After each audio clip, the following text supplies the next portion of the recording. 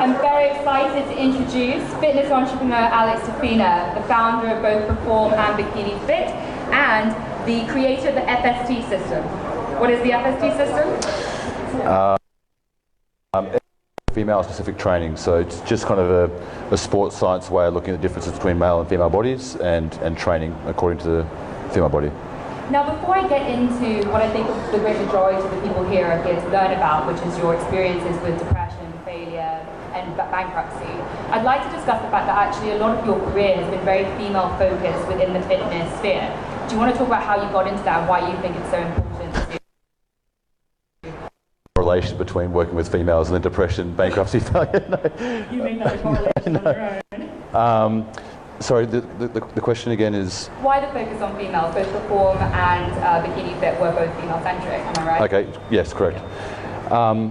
I could probably backtrack a little bit into when I first got into fitness as a career. So I'd had other businesses in the past, and fitness was always a big passion of mine.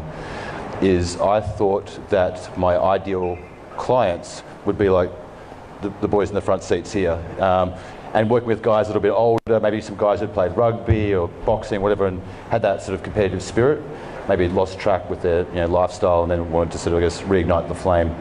And when I started working as a trainer, pretty much all my clients were females, so I completely missed the mark in terms of who I was resonating with. I fought against that for a long period of time and worked my way into a position where I was mainly working with professional fighters, powerlifters, strongmen, that kind of stuff, and feeling pretty unfulfilled. So that's when I moved to Hong Kong. I saw a gap in the market. Nobody was doing female-only stuff. So initially it wasn't a passion move, it was just simply a gap in the market. I set up a boot camp because low capital, and that's the passion sort of came secondary in that I found a lot of women had some very antiquated ideas about how to train, how to eat, and so it gave me a sense of purpose that I wanted to share what I'd learnt working with athletes and so on. And that sort of became my calling, and that's what's driven me over the last couple of years to build these models. And so what was it that was more fulfilling about working with the females? Everything. I think the idea of working with professional athletes sounds fantastic, and it is to the ego. But the reality is when you're working with professional athletes, for the most part, they're 98% of the way there, whether they work with you as a coach or not. They've already got the mindset. They might be successful because of you or in spite of you. You never really know. So it's very easy to say, oh, look at this world champion, I train them, but how much did you really influence that? It's hard to tell. I find it a much bigger challenge taking someone who's got really bad ideas about fitness, has every reason to not want to do it.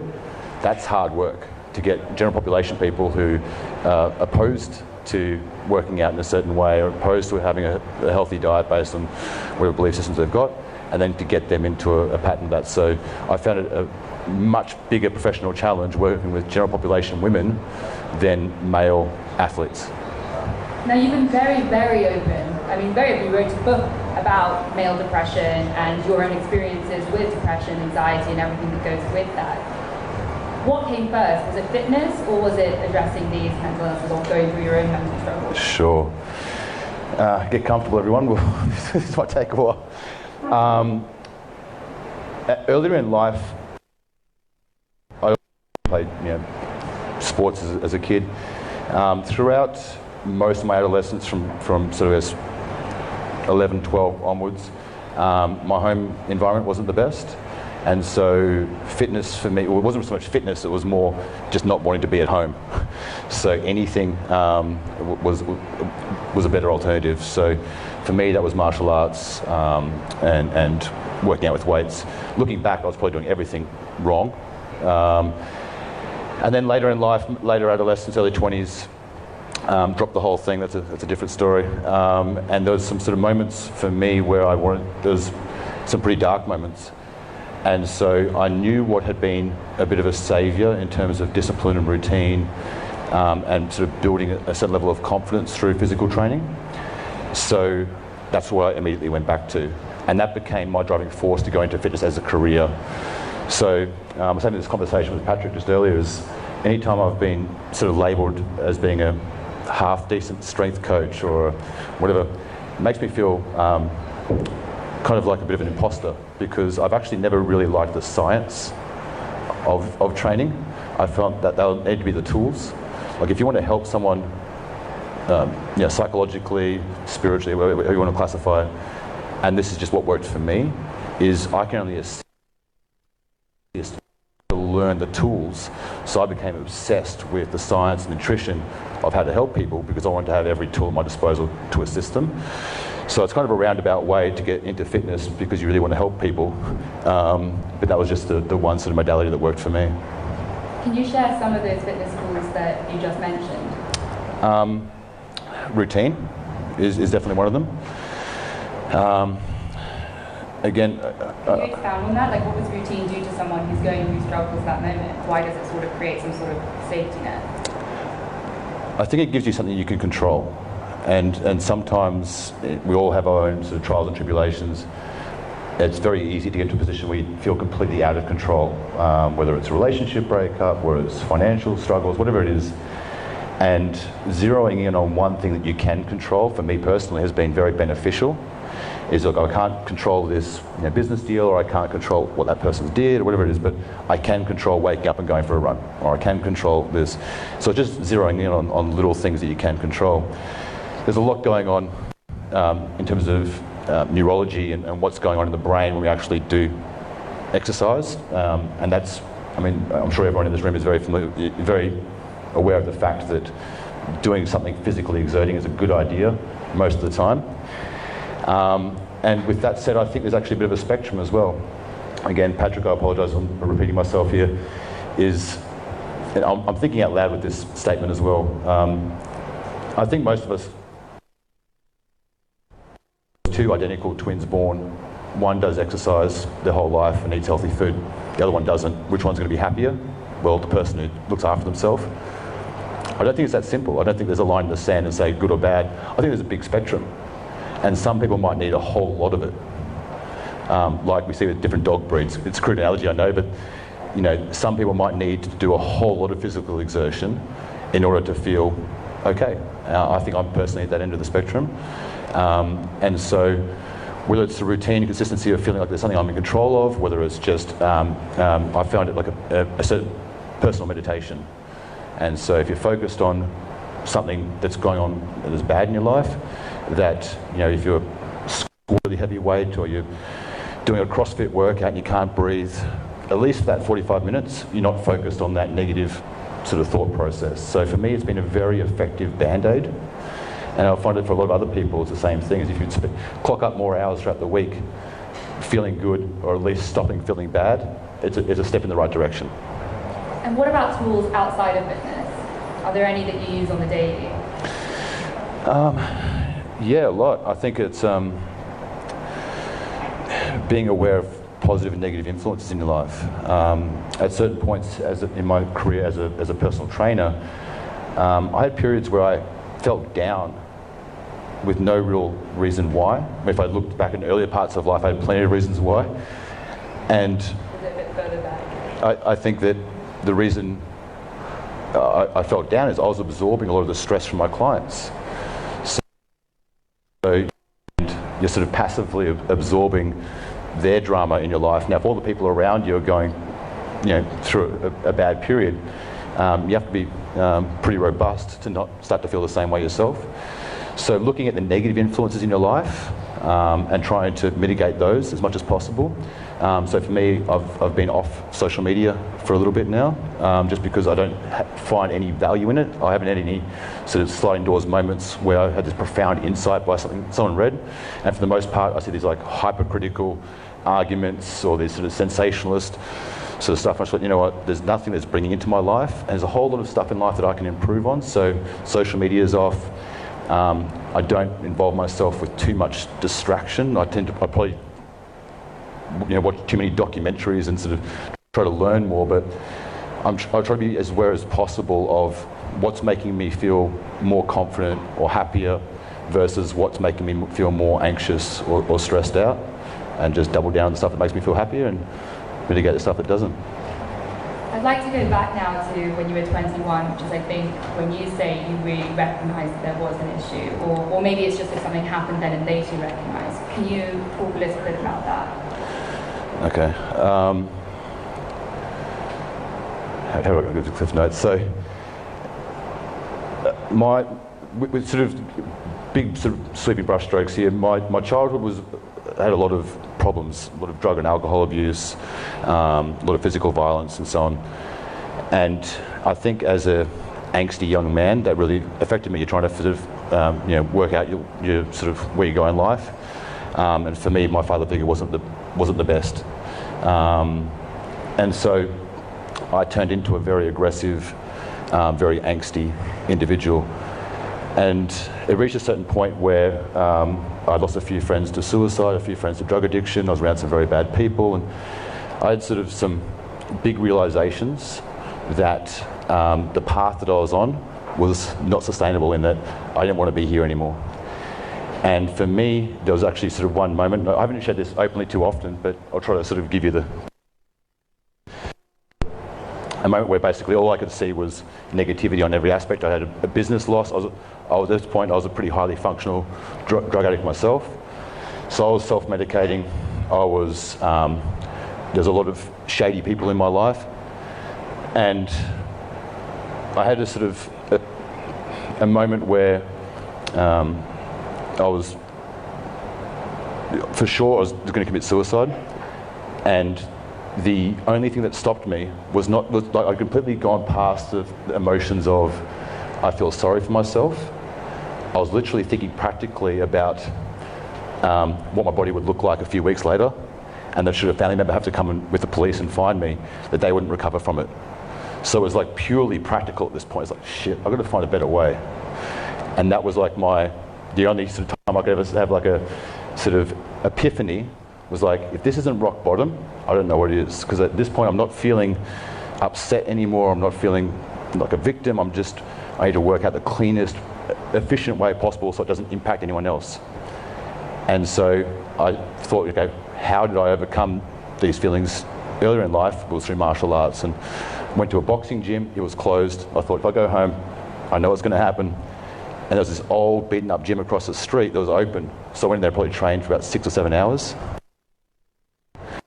Is that very effective band-aid that I was talking about, like when you wake up the next day and your body's aching, it just gives you something different to focus on. And so for me, that's what propelled my, I guess, career passion into fitness, is that was my sort of personal renaissance. And I wanted to then share that with other people. I sort of promised to myself then that if I could do this and help like one person in one way once, as sort of fluffy and altruistic as that sounds, I thought, you know what, that's a good thing, because my deadline was that day. And so that's just given me the fuel over the years to try to build businesses and help people as best as I possibly can, doing what I feel is a pretty practical way to And I'm sure you know that obviously depression affects men, I think. Is it more than women? It's hard to say. I mean, there's statistics, but you can sort of cut them up and... But yet men speak up way less than women. That for sure is true. For sure. When did you ask for help, or did you just keep sort of self-medicating your own style via fitness? It's only been very, very recently that I've talked about the past reasons. I mean, when you share something like that, like, yeah, I had a gun in my mouth sitting in the bathtub and I was going to shoot myself, people look at you a little bit differently. So I think that there's a lot of stigma when you say that you've struggled with depression or anxiety or whatever else. Actually, because we're living in, I think, a very bizarre time that we've got a lot of conflicting ideologies around gender. I think women have done an amazing job to give themselves more opportunity, leading to hopefully better outcomes.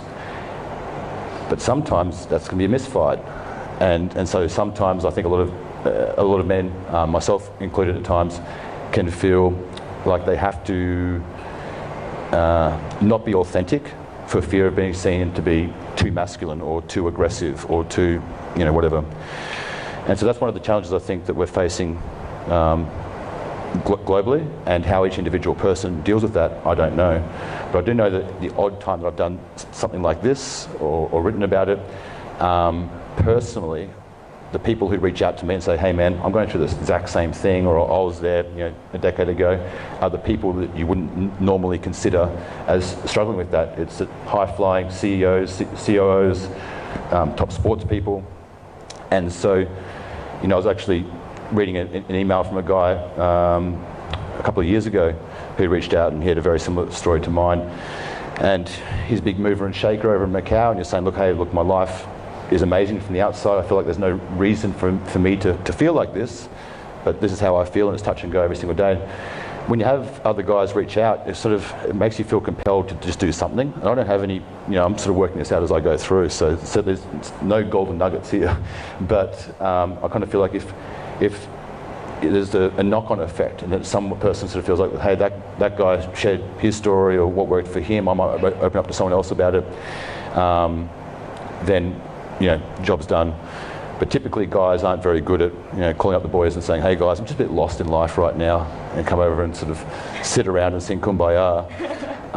And especially I think there's a lot of character risk in that as well. I mean, if you've pigeonholed yourself in the corporate world of, hey, I get stuff done and I'm emotionless and I'm just this sort of binary entrepreneur, if you come in one day and goes, I'm just a bit lost, I don't really find the motivation, doesn't instill a whole lot of confidence in the people around you. And I think that whether it's the sporting world, the business world, there's a lot of guys suffering in silence, and that's what we see reflected in the suicide statistics.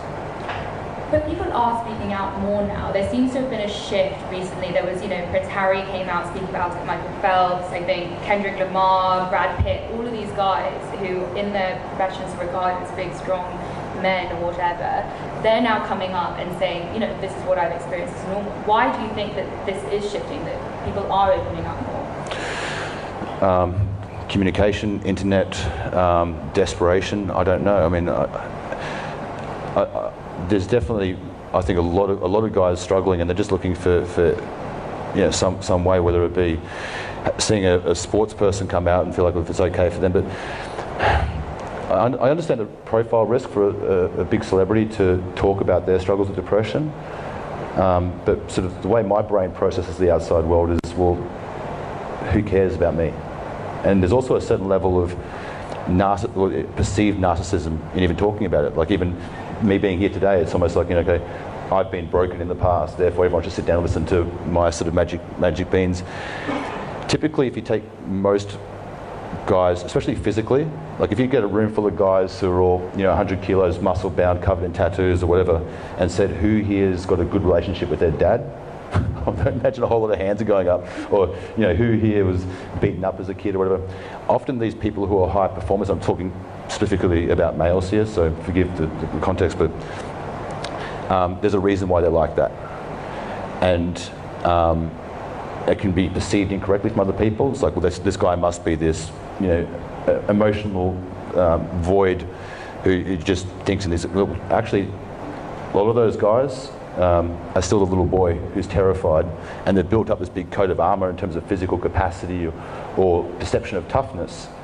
And then the way they interact with the outside world is people feel like, well, this person's very big, strong and confident, therefore if I'm going to do a business deal, or if I'm going to work for them, I have to attack them. The only way that I'm going to feel heard is to attack them. And it's like, that's literally the worst thing you can do to that person, because the reason they've built up this coat of armour is to protect themselves. So it's almost like, I know this probably sounds a little bit confusing, but I've experienced that a fair bit in my life, and so it's hard, because the second you wave that white flag and say, I have struggled, people do look at you a little bit differently, and it's hard to shake that off. And I can totally understand why most guys do not want to say anything to anybody, because the stigma, once it's like the mud sticks. Has fitness ever not been able to help you? Plenty of times. But I think if there was a silver bullet, we wouldn't be having these conversations. So it's just, for me, it's been the most effective method. I practice meditation. I've resorted to a life living in the jungles and feeding beach dogs. I've found certain things which make me happy and sort of ground me as an individual. But I think fitness in whatever sort of modality is one of the few things that you can do on a pretty consistent basis and embrace hardship, hopefully overcome it, and feel a bit better about yourself. It's not possible to do that on a daily basis with your career or relationships or financially, but absolutely every single person, if you've been sedentary your entire life, can go, okay, I'm going to walk up Victoria Peak today, and you feel a little bit of accomplishment. And that's just this sort of gradual process of building this confidence and fortitude and resilience, and then that starts to transcend into other areas of your life. And a deranged madman a lot when we're communicating part of the business, because that's what we attempt to do with our customers, is whether they lose body fat or get stronger is kind of like a nice sort of byproduct. But really what we're trying to do is make them feel more confident and resilient and so on, because we've seen that transcend. They leave the shitty relationship, or they start the business they've been too scared to do in the past. There's a certain magic that I think a lot of people have experienced, and fitness is either the catalyst or it gives them that sort of routine or the self-confidence. So I'm sure there's a lot of other ways, whether it be practicing gratitude, meditation, speaking, whatever it is, but that's been my personal staple. You mentioned very briefly a couple of minutes ago that you're currently off social media. What is your opinion on how social media fits into the whole mental health landscape? And also, what do you think of all the Fitspiration kind of photos out there and trends? The Fitspiration one's easy to sort of combat. I know a lot of the big fitness divas, guys or girls. Very few of them are the same person as you perceive. I mean, we all know that. I don't see too many social media posts of someone sitting there with bloodshot eyes and snot coming out of their nose, taking a selfie, saying, "I just had a 3-hour argument with their wife." We cherry pick these little moments to sort of broadcast to us. Say, "Look at me, I'm on the beach. Look at me, I've got abs. Look at me, whatever." And then we're addicted to that dopamine rush of some 15-year-old kid in Finland saying he likes the post or whatever. So I think getting off that sort of hamster wheel of looking for external recognition of you as an individual is a good move for most people. I don't think there's anything wrong with social media. I just think it's a very new communication tool that none of us have got any idea how to use properly. And even if we feel like we can engage with this on our own terms, I'm going to hop on Instagram for 10 minutes to see what's happening with my competitors' businesses or whatever, the entire thing is engineered to hijack your brain to scroll and scroll and scroll and scroll and scroll. And so for me, it was very simple, as I just realised that this doesn't add any value to my life. There's huge areas of life that I need to improve on. And so that half an hour per day that was spent otherwise on social media would be way better spent calling up friends or family that I'd otherwise overlooked in my haste to be a successful business person or anything else. So now I've probably gone too far the other direction, where people are screening my calls because I call my family every day. But I much prefer to be that annoying guy who calls people who matter than looking for recognition about my self-worth via social media and a bunch of strangers. I think it's just it can be like Hong Kong. I think it can be a mirror on where you're at. And if you're ambitious, you're positive, and things are going well in your life, and that's giving you more motivation, awesome. But if you're not, there's very little value for me personally, and I just feel like it reduces everything into sound bites and polarized. We know that we're all very, very complex as individuals. We've all, in our own ways, been patient, caring, understanding, and we've all been absolute assholes. Like, we've all got a spectrum of situations in life where it's very hard to define us as an individual. Yet that's what social media basically does. You're left or you're right. It just is very, very polarised sort of conversations, because it's very nuanced. Everything's reduced to a soundbite, an opinion, and I think it's a constant race to I'm right. And I just try to I just came to a realisation that it's not a game that anyone has to play. Like, you can just choose to not be on that hamster wheel. So yeah. Do you have any advice for any aspiring or current entrepreneurs in the audience, as well as any elite athletes that might be in the audience, on how to deal with depression and perhaps performance anxiety? I think a lot of it comes down to an identity crisis.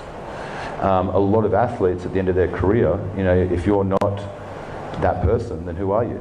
if you've defined yourself, if you're the stud football player, childhood, you've turned it into a career, that's fantastic. When it comes time to hang up the boots, if you're not that guy, there's a lot of athletes that go through, or girl, it's very, very difficult for athletes to adjust and to then put the same amount of value on their worth as a father or a husband or whatever.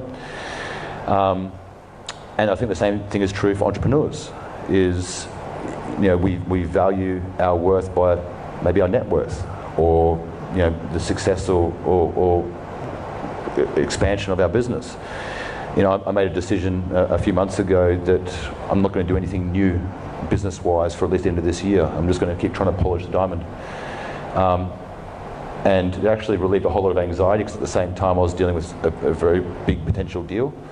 But it became very obvious that in my conversations with other business owners, that the soundbite always came up, so what's next? What are you going to do next? What are you going to do next? It's like we're on this hamster wheel of always building the next thing. There's probably 1,000 reasons why that is, but we're always looking forward to the next thing. What's wrong with just going, nothing? I'm going to do nothing new business-wise, because I want to be, there's these life criteria, and I've been a garbage brother or a garbage boyfriend or a lot of things in life because I focused on one area at the loss of others. So I think it comes down to identity crisis, self-definition, and that's what I personally benefit from in terms of meditation and nature, is that nature doesn't give a shit who you are. I mean, if you go on a hike through the jungle for a few days with limited water, it doesn't matter what your CV says or what your bank balance looks like, we're all the same. And so I find a certain level of peace in nature that turns off that neurotic part of the brain, because it's something that drives high performers in sports or in business. You have to be a little bit crazy, because you're choosing to kind of put yourself on the crucifix and play roulette with life, and so for me, the nature definitely balances things out. But is that hard for you? You keep referring to it as a hamster wheel, and you've been on it for so long. Is it hard just stepping back and being a little bit off it? Definitely. I catch myself, I still, like for this event, I've still got a Facebook page so I can access the business accounts and so on, but I've got people who look after the running of things.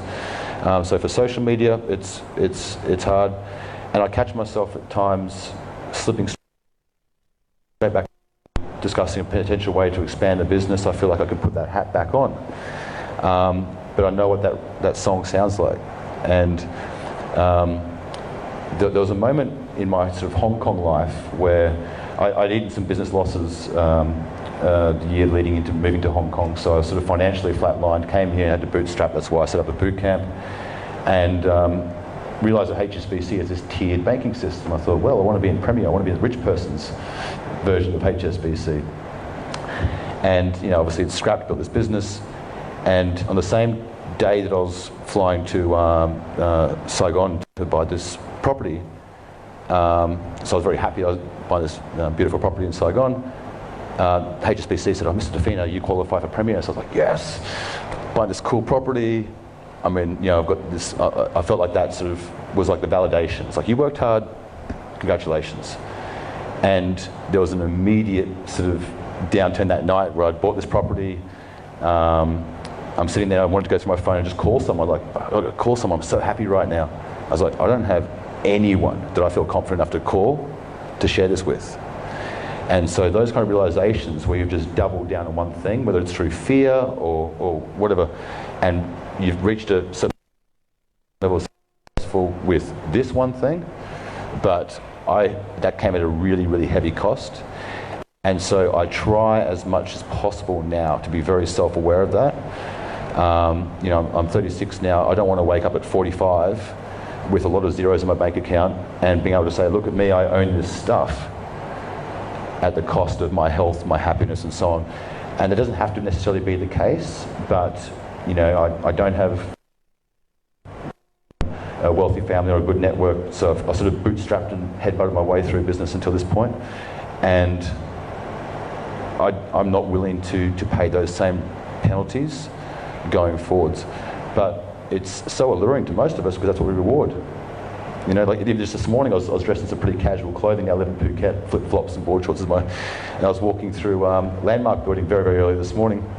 And I still felt self-conscious. I felt underdressed, like I didn't belong to be there amongst all these, you know, fancy shops. I think you have to be really, really sure of yourself to not be susceptible to external forces, almost kind of confronting who you are.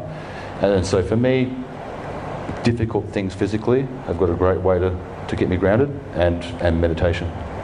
My final question before we wrap up the second half is, what would you say to anyone that might be an entrepreneur who's realised they've come to the end of their company and they've got to close it, there's not really another option, or an athlete who realises that they will probably have to transition out of their sport now? Both very scary things, and both which relate to your identity crisis thing. What would you say to someone who's looking that situation in the eye? That's a tough one, because they're probably all the things that people said to me. And I was like, that doesn't help at all right now. People don't want to hear it. I don't know that there is a perfect way to, you know, it's like, if you're a high-performing athlete, you have to be insane. Because there's a service that's required to achieve that. So to do away with that, it's very hard for someone else to give you advice and say, hey, I know you spent the last 20 odd years of your life being successful in this one thing, but you know, you're a unique individual and there's other sort of facets to your personality and something. It's like, you don't want to hear that because you fought against that for 20 years to become that thing. Same thing is true, I believe, for business. So I think it's a natural evolution everyone has to go through on their own terms. And sometimes, you know, we find some kind of a solace in our own rock bottom moments that give us, you know, somewhat of an epiphany or something which just kind of just changes our mindset. And I've had those myself, and I know that other people have had theirs, whether it's corporate or sporting background.